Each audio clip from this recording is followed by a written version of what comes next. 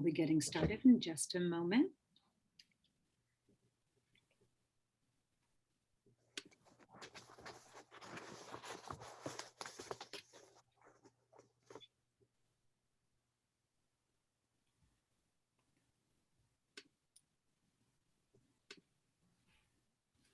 Good evening, and welcome to tonight's live online author event with Greenlight Bookstore.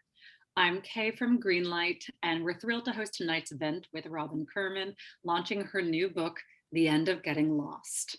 She'll be talking with Katie Crouch, so you're in for an excellent time. Before we start, I want to say a huge thanks to Robin, Katie, and the team at Simon & Schuster for making this happen, and to all of you for showing up tonight. Although we're not able to host events in our store spaces, our community of authors and readers is still here. We're grateful for your support and for the chance to make space for conversation and connection. Now, just a couple of housekeeping things. In our Zoom webinar tonight, you can see and hear the speakers, but they can't see or hear you. They can see that you're here though, and there are a couple of different ways you can interact with the authors and with each other throughout tonight's event, which we highly encourage. The first is the chat, which you can find by clicking on the icon that looks like one speech balloon.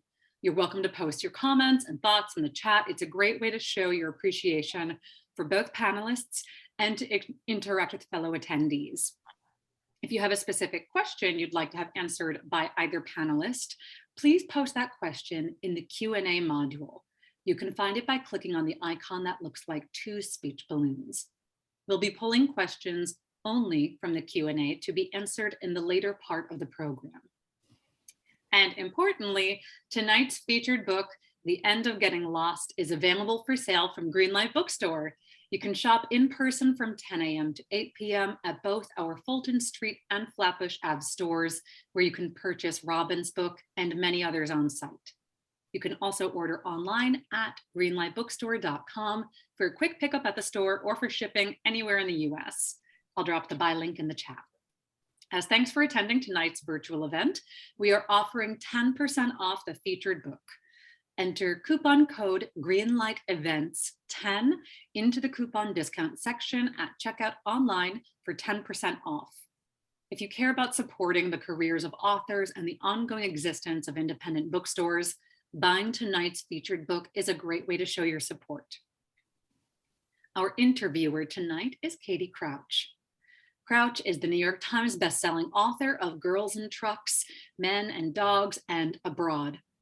She has also written essays for the New York Times, Glamour, The Guardian, Slate, Salon, and Tin House. A former resident of Namibia and San Francisco, Crouch now lives in Vermont with her family and teaches creative writing at Dartmouth College. She will be speaking with our featured author, Robin Kirman. Kirman studied philosophy at Yale before receiving her MFA in writing from Columbia, where she also taught for several years. Her curiosity about human psychology has led her to combine work in psychoanalysis with writing fiction. Her first novel, Bradstreet Gate, was published by Crown in 2015, and she has several projects for the screen currently in development. Kirman's new book, The End of Getting Lost, is a psychologically suspenseful, cunning love story following a young dancer unable to recall the last year of her life after suffering a head injury on her honeymoon, revealing an intimate portrait of love's powers as well as its dangers. Robin Kirman has spun a delicious tale of deceit, redemption, and the fight to keep love alive, no matter the costs. Robin is going to have a reading done by Katie from the book, and then they will both be talking together and with all of you. So please take it away, Robin and Katie. Okay, so my voice is a little wonky tonight. I'm recovering from COVID, so I decided to have Katie read the section instead. So it holds up, but I will just set up this section a little bit. I decided, a lot of this book is very dark and twisted, but this is a romantic moment in honor of Valentine's, or just to be cheerful for a change. So this is the moment when Duncan and Gina first meet. And just to give you a sense of where they are, they're in college at the time. Duncan has seen her from afar, and he has written a piece of music. He's a piano player, and then decides to compose for a show that he knows that Gina's going to be in. And I think that's all you need to know. Oh, okay. I feel like a paid act. I feel like an actress. Go for it, Katie. Yeah. Gina was toward the front, possibly because she was smaller than the other dancers, but also he was sure because the choreographer had recognized she was the most commanding. The piece the choreographer had told him was meant to capture the struggle for human connection. At this point, the dancers were improvising, moving in and out of sync, engaged in cautious, stilted reaching. But Duncan kept his eyes on Gina, who was different, winding among the other bodies, sending one and then another dancer into a series of elated whirls across the stage. Her energy riveted Duncan. He had the sensation, watching her, that everything he longed for in himself, conviction, liberation, transcendence, was here distilled within a 5'2" frame. He wanted to amaze her, and so spent the next days trying to come up with a gorgeous and profound piece of music. But nothing he wrote seemed any good. He began to panic at the prospect of failing. He'd acted impulsively to get closer to this girl he admired and had agreed to do something he couldn't. The next morning, he came by rehearsal early to meet with a choreographer and discuss his change of heart. When he arrived, though, the choreographer was running late, and the only person waiting was the person he most feared to see, Gina. He must have looked ready to bolt because right away she asked him what was wrong. I just came to say I can't do this show. Can you relay that for me? Well, she said frankly, first, I'd like to know why you think you can't. He was surprised by her question, hadn't expected he'd need to confess his limits to her. I can't force myself to do it. Melodies just come to me sometimes. It's not anything I can control. He'd expected her to drop the matter, but Gina seemed to be as bold off stage as on. So when those melodies do come to you, how does it usually happen? He explained himself, his way of starting with another person's work, experimenting with deviations, building up from there. One exception sprang to mind, but he was too embarrassed to acknowledge that he made acknowledge that much to her then. The piece he'd written about her had been different. The idea had come to him all on his own. Have you ever worked with another person before, another musician or dancer? No, he admitted, never. She went on to describe the way the pianist at her dance school in Santa Fe had worked. She would watch the dancers perform a sequence several times and then come up with music to accompany their movements. Should we try that? He agreed to try, dubious as he was, because he couldn't imagine denying her. She bounded up to the stage and he sat down at the piano to watch her dance.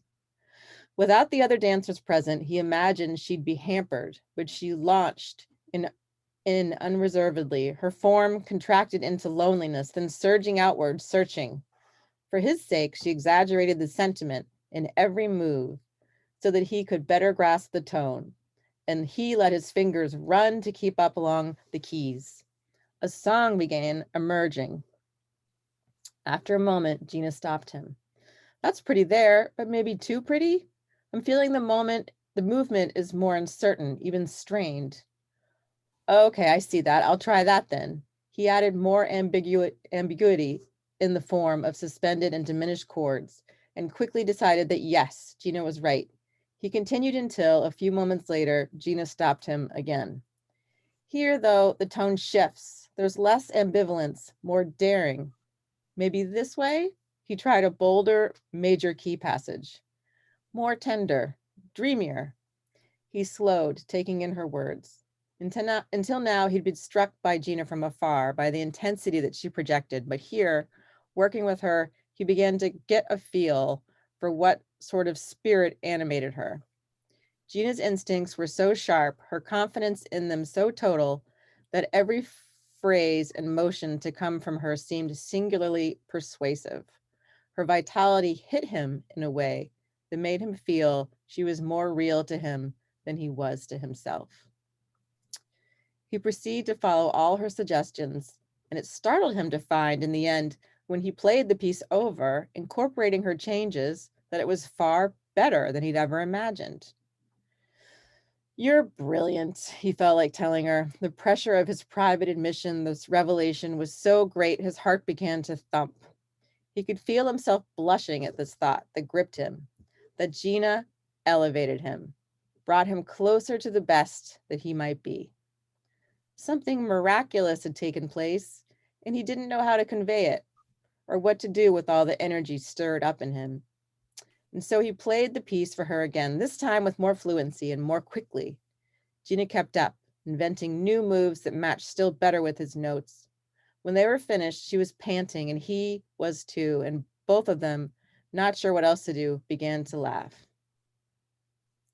From that day on, he knew he had to find some way to get Gina into his life. Such a lovely passage, Robin. Thanks, you read it so well. Well, this is very exciting for me to get to interview you about this new book of yours. Here it is. What wasn't mentioned in the bio is that Robin and I are former comrades from Columbia MFA in the aughts. We say in the aughts. It was a while ago. In the aughts. And I'm so thrilled to spend this time. So this is a really complicated, I mean, this is a pretty effed up love story here. Yeah.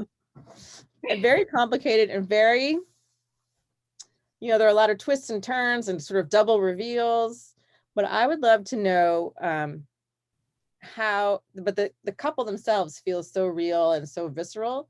How do you go about creating a couple that feels so real and complex as a start?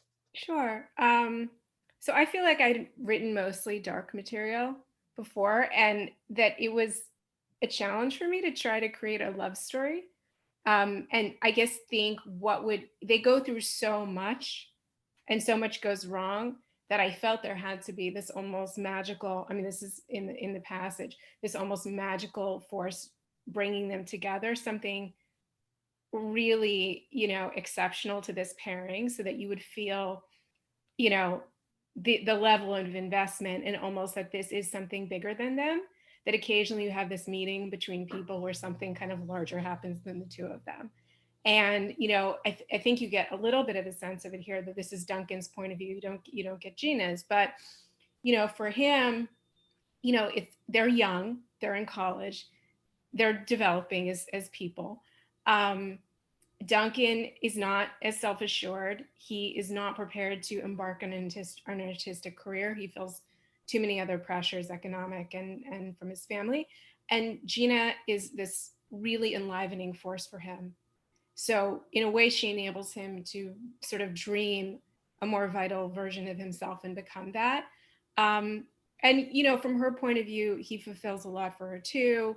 I'll get into it less because we don't have the passage, but he provides a kind of security and commitment, and she has a fantasy of a certain kind of life she wants to have that is both artistic and includes family, and she sees him as someone who can give that. So, it's a young love, and I think that part of the power of this young love is that they kind of come to imagine their lives together, and they're not really able to imagine it separately or even fully know who they are separately, which I think, when you meet someone later in life is less the case.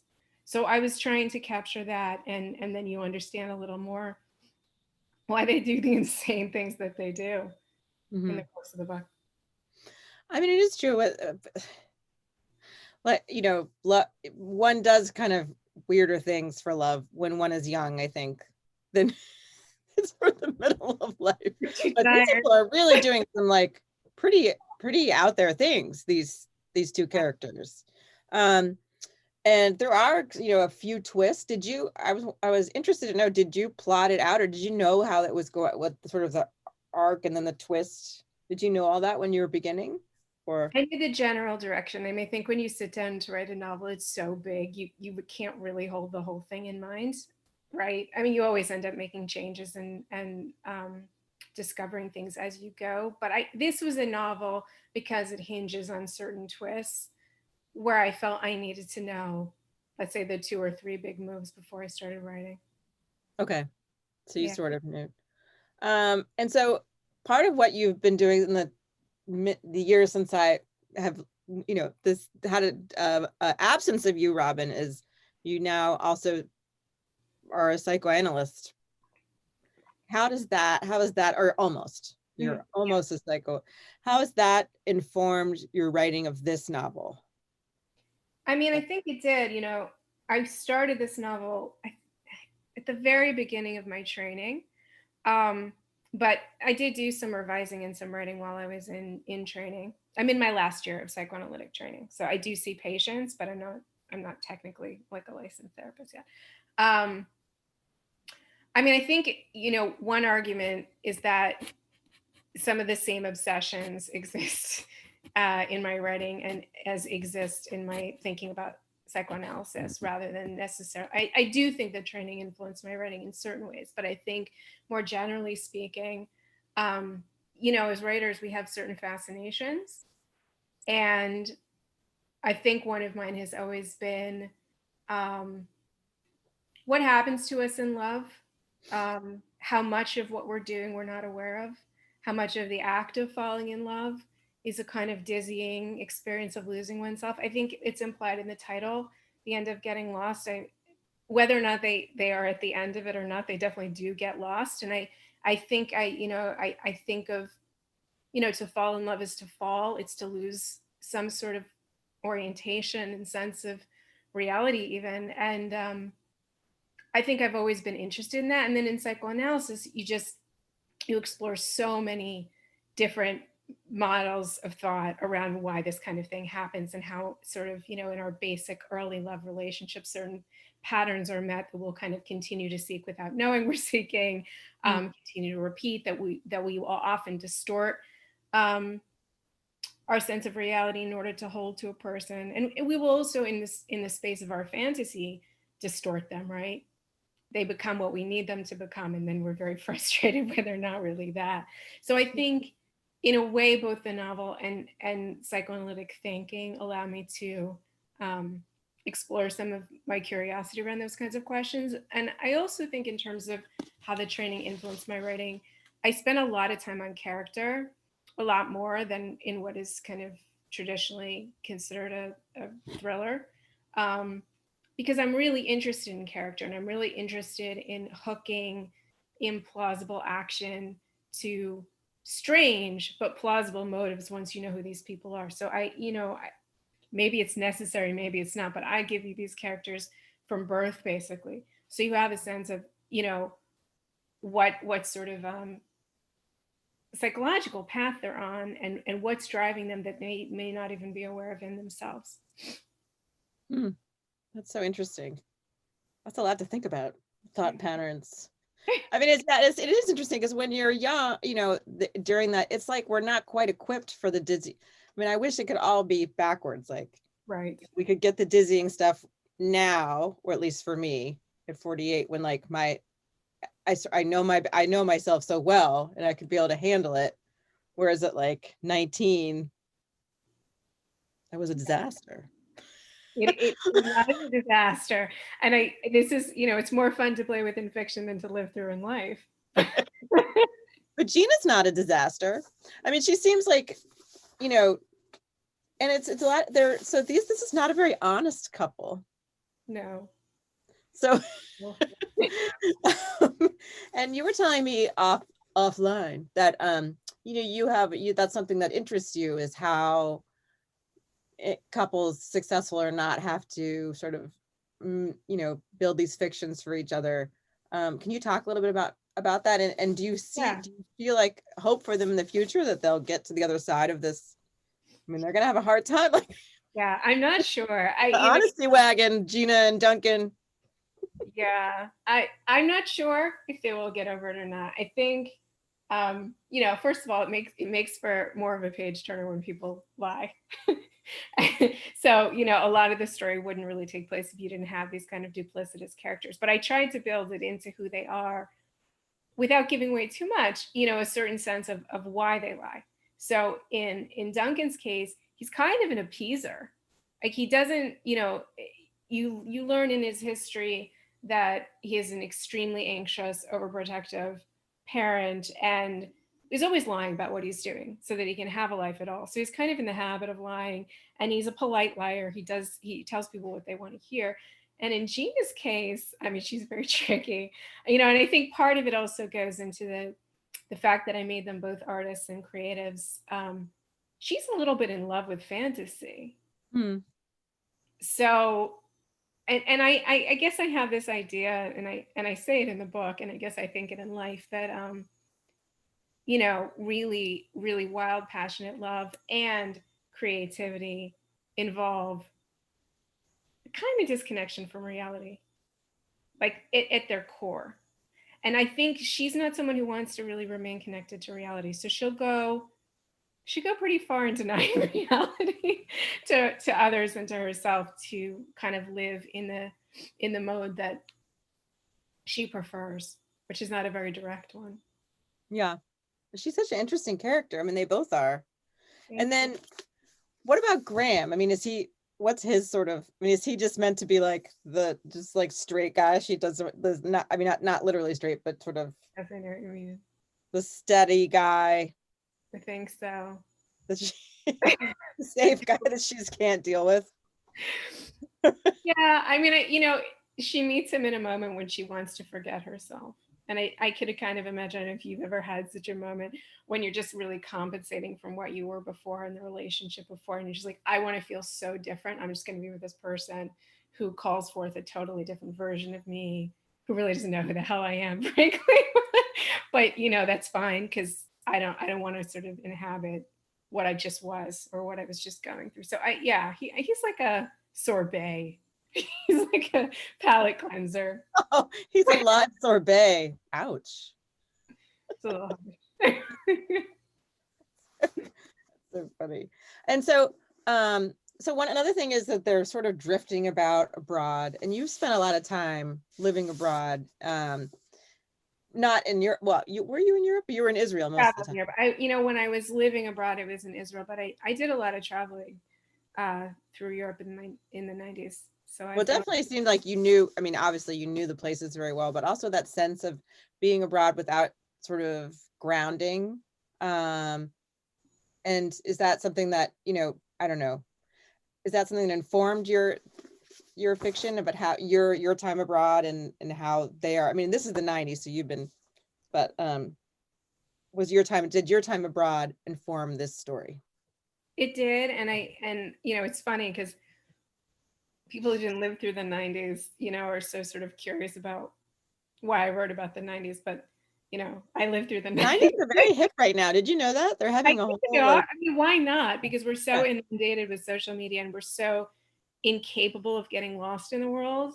I got lost in the world at many points, and in some ways it's something that it wasn't always easy, but in some ways it was something I'm really glad I did, because I think there's something about being so connected. And I grew up in Manhattan, and you don't get, I mean, I guess in a way you can get lost, but there's a certain way in which you're always being seen and watched and so on. So, with the 90s, it sort of referred to that experience of travel and the kind of real sense of adventure that you would have when people could not reach you. And you didn't even necessarily know how the hell you were going to get out of a place sometimes. I mean, depending on how hairy things got, if you were traveling, especially in Eastern Europe at certain points, it was right after the fall of the wall.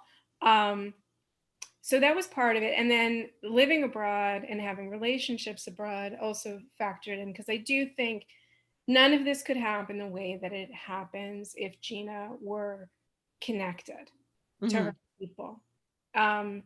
And I think it's dizzying to live abroad. It's dizzying to travel for very long periods of time. Sometimes you can feel like you lose your register. So I think the kind of disorientation she experiences, yes, I mean, there's an accident and so on, but if you even view that a little bit metaphorically, she's really disoriented. And this is something to do with her not being home and not being with her, you know, the sort of people and the relationships that ground her. I have to say that I have a really wonderful group of students at Dartmouth this term. And one of them is has a question for you about this very subject Okay, in great. the Q&A. From my student Chikwuka, he's from Nigeria actually, but he lives here now. I'm curious, Robin, you very carefully set the year to 1990s when there were no telephones, and this helped to build your plot and setting. I want to ask, do you think there would be more tension or more at stake use of the story in times with phones and the internet? Specifically, do you think setting in a different time could have influenced you, how you analyze the psychological trappings of life in that time?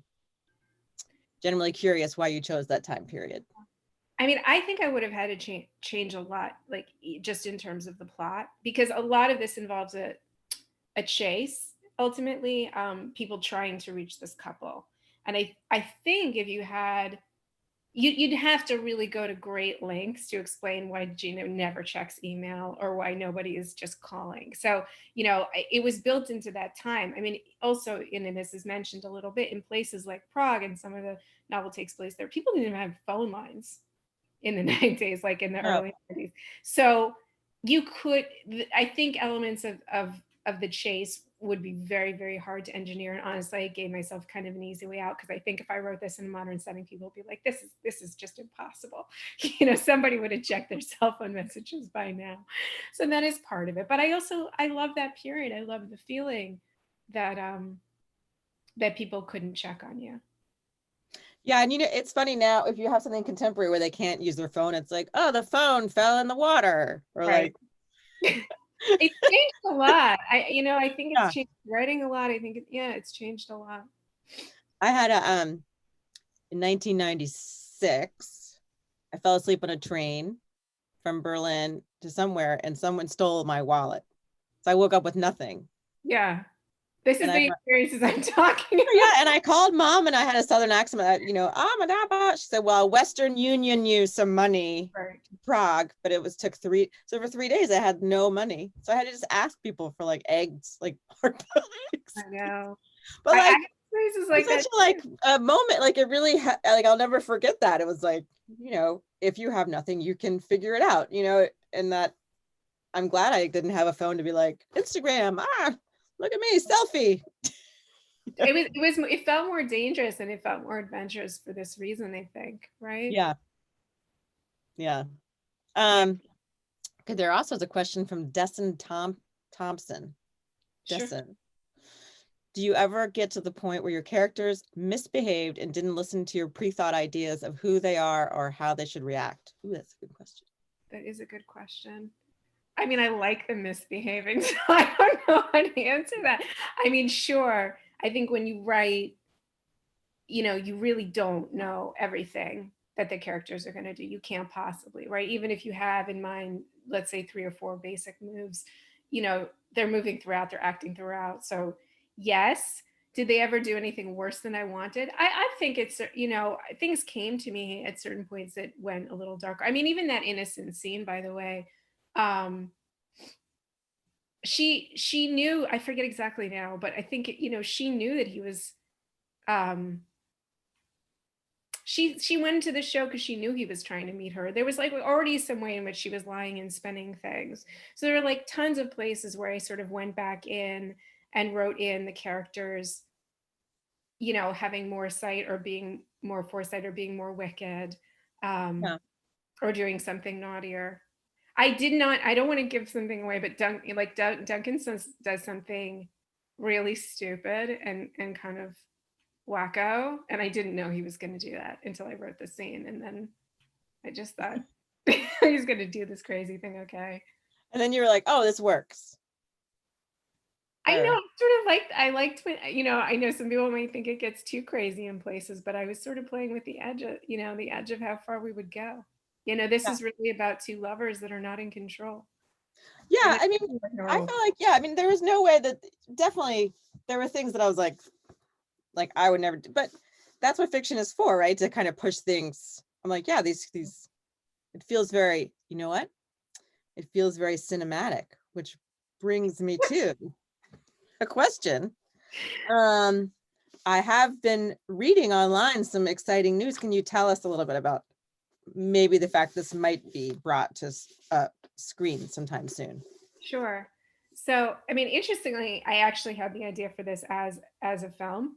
It felt cinematic to me from the get-go, and I think I had in mind, you know, some of the great, like Hitchcock, and I don't know, like older movies, People on the Run in Europe, even spy stuff, though it's not. And so I thought about doing it as a movie, but I didn't for various reasons, and I wasn't in that industry at all. And I also felt like I wanted to develop character, and there were things that I really couldn't do if I just did this in a script. But um, things converged in such a way that by the time the book came out, I had written something for television that had gotten picked up and was in development. And that producer ended up taking on this book. So that producer, Ro Donnelly, who was Dakota Johnson's producing partner for her company Tea Time, got the book to Paul Mescal and Margaret Qualley. And amazingly, they read it right away and wanted to do it. And they were our first choices. I don't know how often this happens. Yeah, no, he's so sorry. I don't know if he's on here, but he's so dreamy.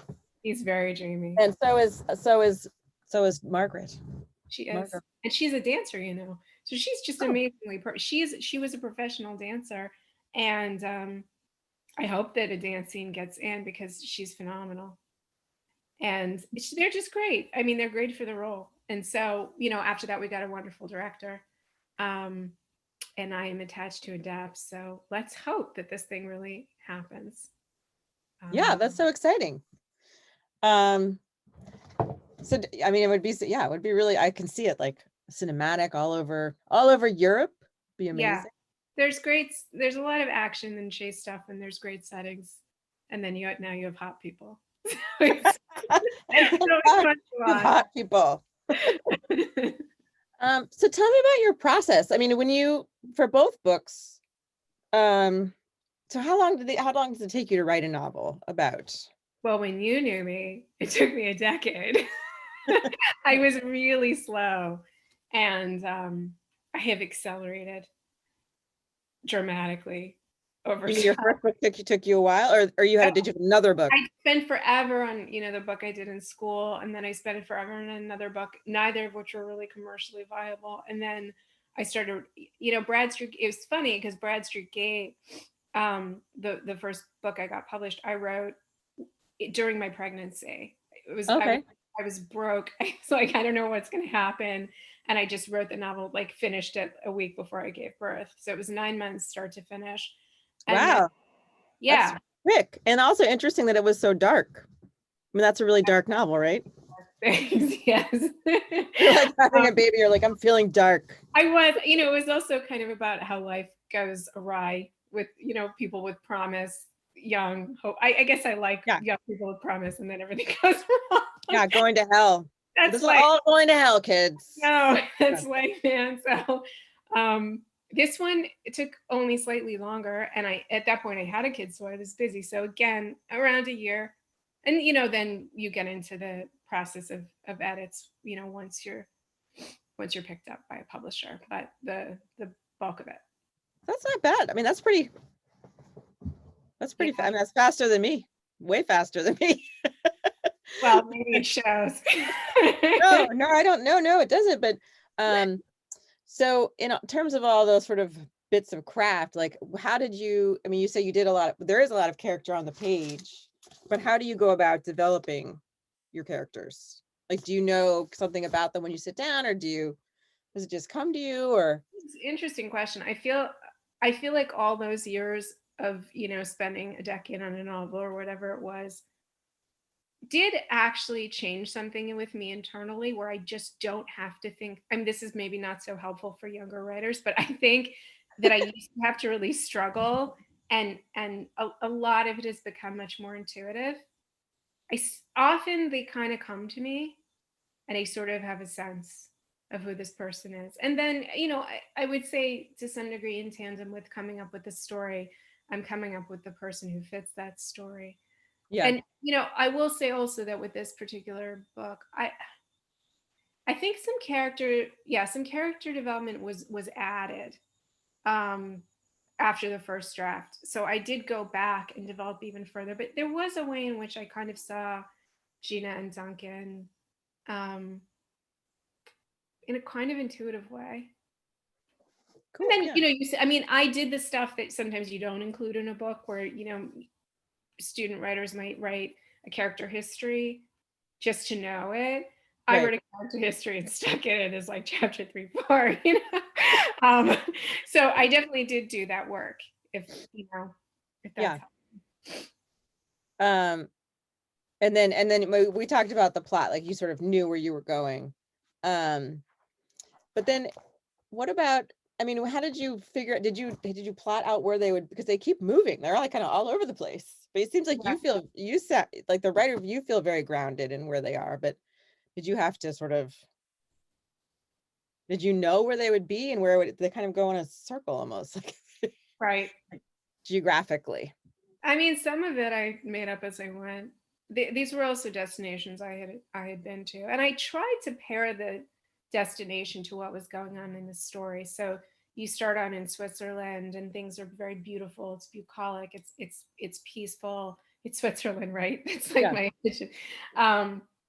And things are relatively calm at that stage, and then you move to Vienna, which I sort of associate with a little more menace for various reasons, and also art. There's the sort of their artistry comes out a little bit more there, but things are getting more menacing, and she is menacing to you. It is, yeah. I mean, it's Hitler's hometown. Oh yeah, that makes sense. You're like, I don't know if that's even the only reason. I just yeah, Austria, right? It's very like sober, and there's something. It's a bit stiff or something. And it's not the kind of relaxing natural beauty. And then when they're in Prague, things start to go pretty haywire. And Prague, particularly in the 90s, was a pretty wild place. So you had a lot of, there.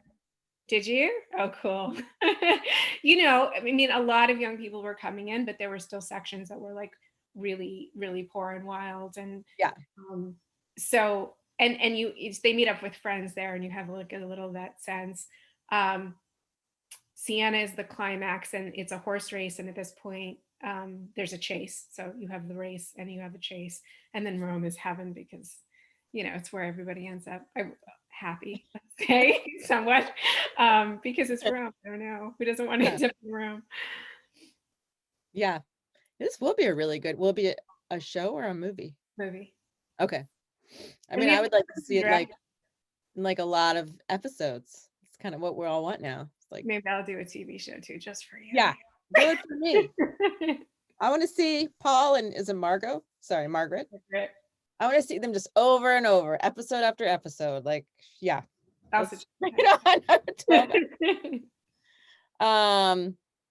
have another question. Okay. Your characters lie, then lie again, then lie some more. Would you say in your experience as a psychoanalyst that this lying is typical of everyday life? Other than because it's a thriller novel, did you seek to capture lying as human nature lying as human nature in some way in the story?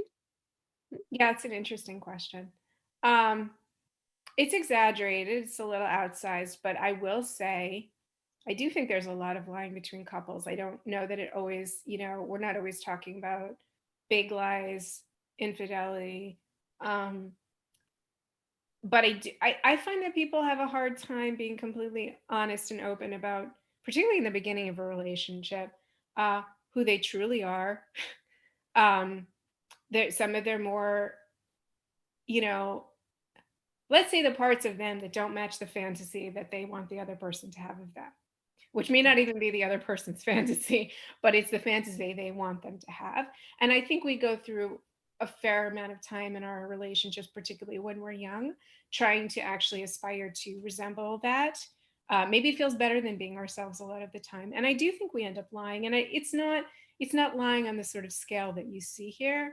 But you find out the further you go, there's some shame behind what's going on here too. It's not all, fun machinations in thriller land. There's also some pain and embarrassment and sense of betrayal that the characters are carrying and lie in order to preserve an image for the other person. And I think, doesn't that happen? I mean, people do cheat a lot, and people do a lot of things that they maybe they have a history, and they have a part of their history they're not so comfortable with, and they just, you know, they don't mention it. Right. So I think in that regard, yeah, I do think lying takes place. But what about, so these guys, Gina and Duncan, I mean, now, so, but you kind of lived in their life for, but you are someone that's seen a lot of, like, you are a psychoanalyst. So like, let's say now in 10 years, how will they, or are they going to have to, do you think they're going to have to, Yeah, they have like, a lot can the lie, can you keep going with that? Can you keep the magic going just by like creating this fiction the whole time? It sounds exhausting to me. At some point, you're gonna have to be like, I'm just boring and I want to watch Netflix. I mean, when do you just like, I'm like, I'm a fancy composer, but also like, I'm kind of like Burger King. Like, when do you just like show who you really are? I mean, this is Gina's craziness more than Duncan's, that I think she's not comfortable just, being herself and watching Netflix. Like, I think I built it, she has a tragedy in her childhood, and it's a death. Her mother dies, I guess I can say that. And not a spoiler. It's not a spoiler. And I think what I wanted to create is someone who's actually quite traumatized and who becomes a dancer, in large part to kind of lose herself. And there's some descriptions of dancing where she loses herself, and it's just kind of a pure excitement of playful and enjoyable disorientation. And I think that I meant for her to be someone that in a way kind of wants to keep on spinning, that if she lands on pain. Mm-hmm. And I don't think this is all of us. I do think this is some of us, who have some kind of orientation that keeps us from settling, that keeps us from facing our reality, that keeps us from feeling our feelings. So I guess the question would be, is she going to make both of them dizzy and sick?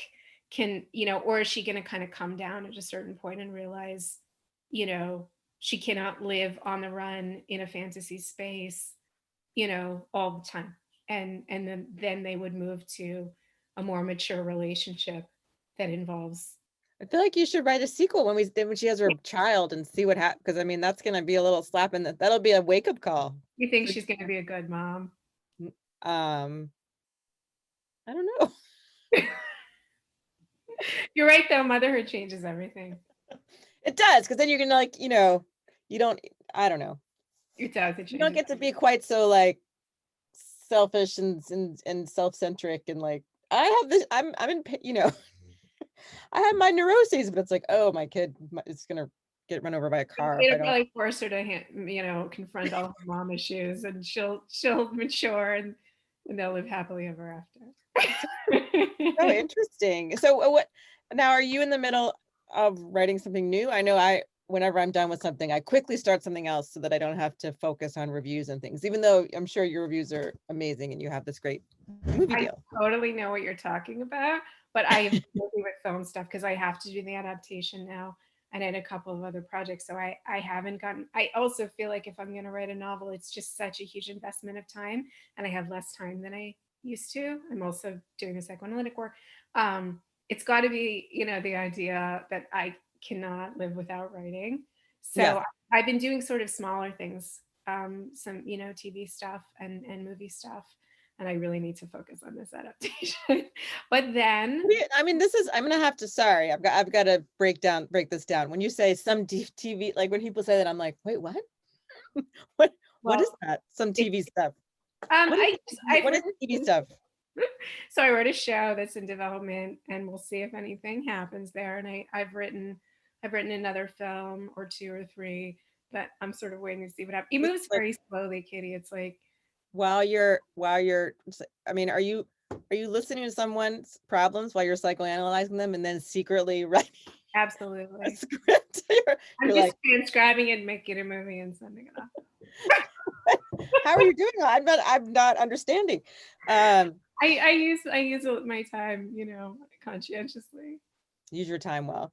Yeah. And So novels are more time consuming than any other kind of writing. So I know it's like Sisyphus. It's like why I hope I guess my students are still on, but if you are, see, don't do it. Just do the TV stuff that she's talking about, whatever that is.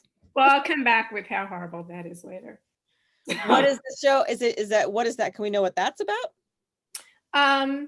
I think so. I mean, it's funny because it's kind of also psychoanalytically influenced. I don't know if I can say anything actually. Okay, we don't have to. Okay. It's wonderful. Sounds awesome. You tell me understand. As long as everyone looks like the Bridgerton people, that I'm happy. It's psycho. I'll make another request. Plus amazing looking people in period costume, having sex everywhere. Okay. So you don't have anything. So you're working on Adaptation, which is the screenplay. That's what you mean. Okay. Yeah. Well, I just loved this. So what's let me see. Intersection pilot. Oh, I'd have to ask about that. Tell me what you've been reading. What did you read to sort of inform this like crazy twisty plot with amazing characters? Sure. What writers do you like to read? Well, I haven't been reading much because I've been reading psychoanalytic papers like every week. But for this book, I think there were two kind of major influences. One was Fates and Furies. Did you read that? Sure. Okay. So, it's also a couple in two perspectives. And there is also lying and withholding of information, also creative collaboration in a different vein. But I think that, and the times, at least part of the time, is in the 90s, if I recall. Yeah, some of in the 90s. So I feel like that was a really, really big influence. And then the other thing was Patricia Highsmith talented Mr. Ripley for the kind of travel chase. There's a lot of stuff with communication, letters. She does such a brilliant job in that novel. And so I also looked at that, those two pretty closely. Oh, that's so interesting. That's an interesting, I wouldn't think of putting those two together. But you could imagine Fates and Furies being written in a more thriller style. Yeah. There's some dark stuff, Well, no. Yeah, there's a lot, and I was very surprised by the whole the female character's whole backstory about how I think her name's Mathilde, and how she like goes after her parents and her grandparents and like raised, There's a really dark story behind her. You only learn at the very end. Yeah. No, I could see that. Yeah. I actually found it kind of a creepy novel. I mean, the tone was dark for me. I don't know if you experienced it that way. Really? Maybe it's just me. But they feel very dark novel. I'm like, well, this is a book. It's true, but I found that novel very sad in a certain way because it felt to me like the lack of real connection, that they're living kind of this parallel life, but they're not recognizing one another and the other's contribution. And there's a lot of sadness in that book. For all that my book is darker, I think it's happier. Or more wild or more fun, because I found that book sad, which is not an indictment. Sad books are great. No, it's a gorgeous book. No, it is sad. Well, for one thing, they're not together at the end. I mean, I never understood. I loved sorry, spoiler, he drowns. But like, I always loved that. But I'm like, what the hell happened? And actually, she's local to where we are in this Lauren. I love saying famous writers by their first name. Yes. Lauren. Lauren Ross Spencer Summers here. So sometimes one sees her around and I wanted to be like, did he drown or was he on like what sorry, we're going totally. You should come up. She's not expecting it. She's not expecting it. And so and also I feel like your sentences are so like everything's so tight. Do you revise a lot, or how does that work for you? I didn't revise a lot.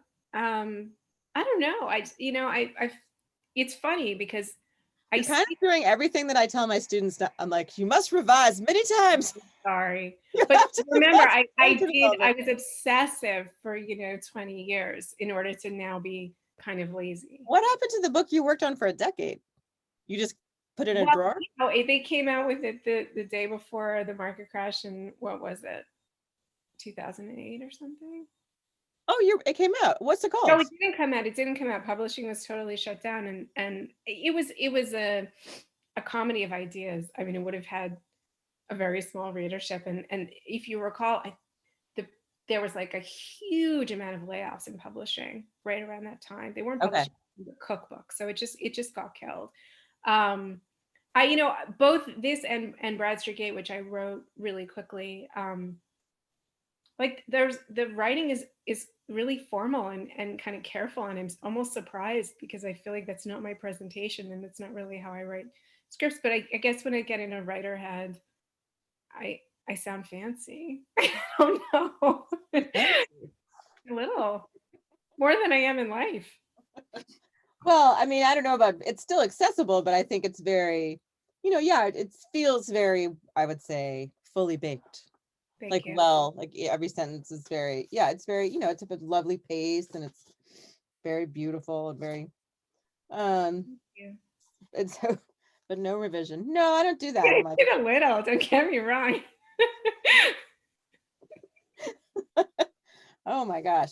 So how long does it take you to write a script? So it's much quicker.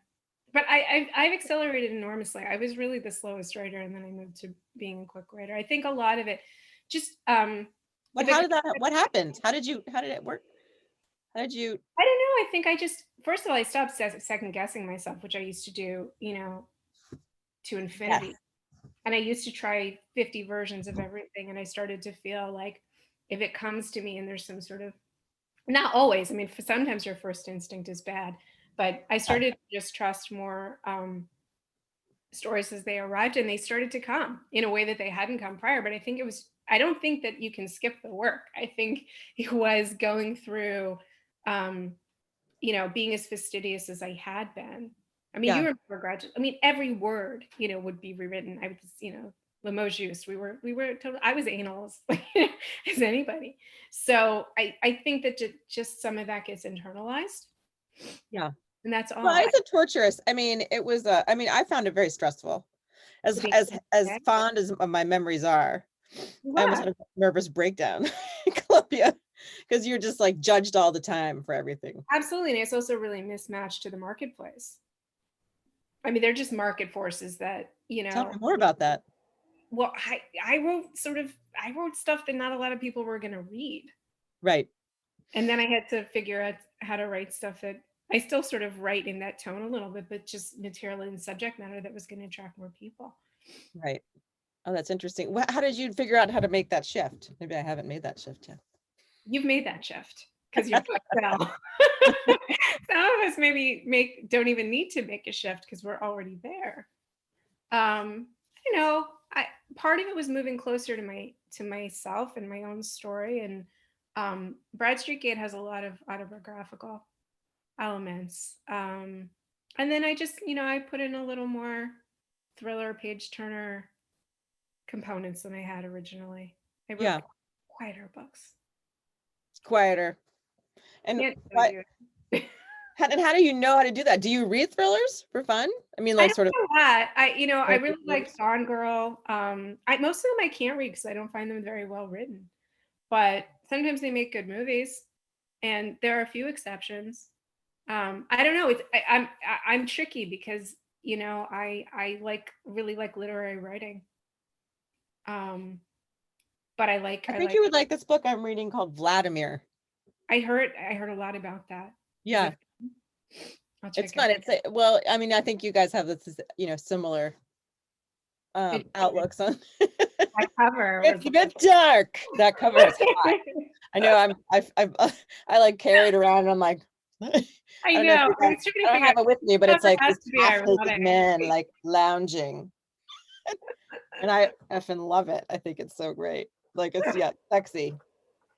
And there was some review, and Robin, I didn't look at reviews of this book because I'm like, fuck that, but I did look at the F that, schmet that. I did look at the movie stuff, but there was some review of this Vladimir book and it was on Instagram or something, and it was like, this character is so unlikable, and I was like, Yeah. why women can be unlikable? It's okay.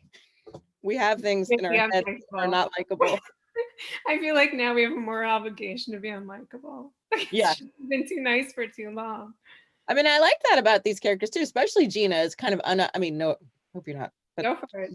Sort of, I mean, she's very intriguing, but she's unapologetically, she's not, she's not, I don't know if I'd want to like cozy up with her, or maybe I would, but you might want to go out one night, but yeah.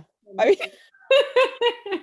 yeah, I don't like writing very nice characters. I don't know. I mean, maybe I will learn to do that more, but I'm more interested in, I don't like writing bad characters either, but I'm more interested in people that are, really have dark and light.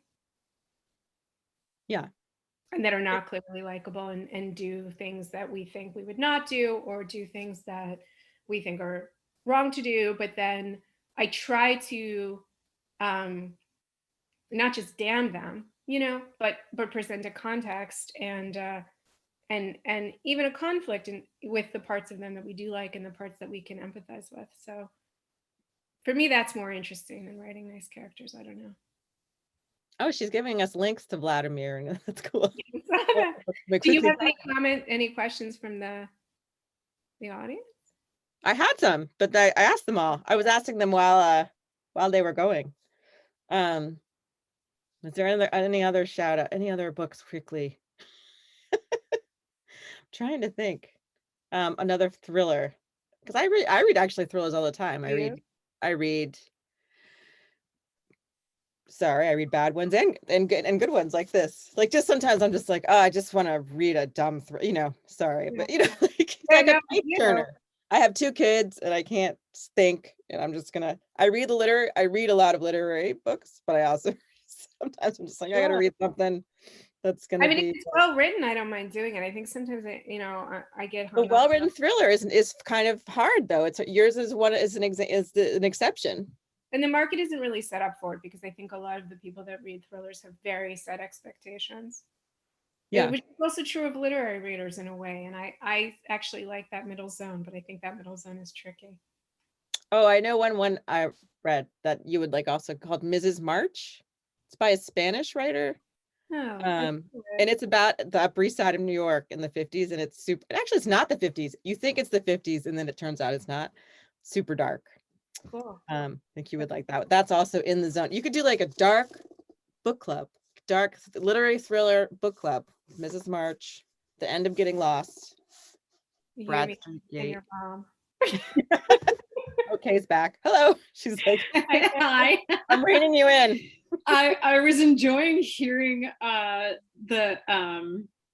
recommendations, and especially from Gone Girl to Vladimir, because as you were talking about the adaptation of your book to film, I thought of Gone Girl and Girl on the Train, and just the very cinematic nature of the genre. And then as you started talking about Vladimir, which I read recently too, and I agree, it has more literary overtones, but it's the pacing that resembles the thriller. And I agree with you, Robin, that readers of genre fiction read that genre and are devotees to the genre really because they like the formula, that expectation, the unreliable narrator. And so I don't want to say it's prescriptive as much as I think as a bookseller, often what I'll ask folks when they say, I want a thriller, is I'll ask them, this might be a little crude, what do you ask authors. As a bookseller, I'll ask if they want meat and potatoes or if they want potato chips. I love that. Right. Yeah. Because, you know, I don't know that every reader knows that what they're reading falls into kind of formulaic parameters or are indicative of one style or another. But this way, if they're like, yeah, I have 2 kids and I just want to read something fun, like that sort of thing, then it's like, okay, great, I can follow a direction. And I myself am not a thriller reader. So when I get those questions, I do usually find some way to straddle the difference. I am someone who will find something that I'm like, okay, well, here's where the Venn diagram meets, to try and help readers, especially when folks come in on behalf of their parents. And they're like, they've read everything. Right. Yeah. Then it gets to be a, well, if they've read everything, maybe they'll like this, that is a little bit different, might challenge those expectations. So I definitely hear you, Robin, in talking about the market, right? Yeah. Especially like I'm even just thinking, you know, Dostoevsky, for instance, it's a thriller.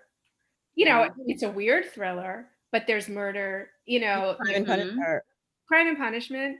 But I mean, in many ways, all of them, there's like, you know, there's a real sense of menace in most of it. You know, I'm forgetting now, but certainly Crime and Punishment. So I feel like it's gotten very divided. And it's too bad, because I think, you know, propulsive energy is fun. Yeah, absolutely. I agree. It's something I do enjoy about Greenlight's physical layout, having worked at other bookstores, is we don't separate by subgenre of fiction. It is one big fiction wall. So when someone asks for a thriller, I'm them not separating out Robin Kirman from Dostoevsky, from you know, the book that'll like move mass market. Yeah. So yeah, thank you both very much for this conversation. Thank you. Thank you to our question askers. And thank you all. I hope you saw the buy link. I tried to put Robin's book back in there after mentioning other books, but you do get 10% off supporting Robin's published book today. Pub Day, happy Pub Day, and happy Valentine's Day. So by the end of Getting Lost at Greenlight. Thank you guys so much. It's been so fun. Robin, it's been so great to see you. Oh, so much fun, Katie. That was wonderful. Thank you. And thank you, Jen. Okay. So. Thank you.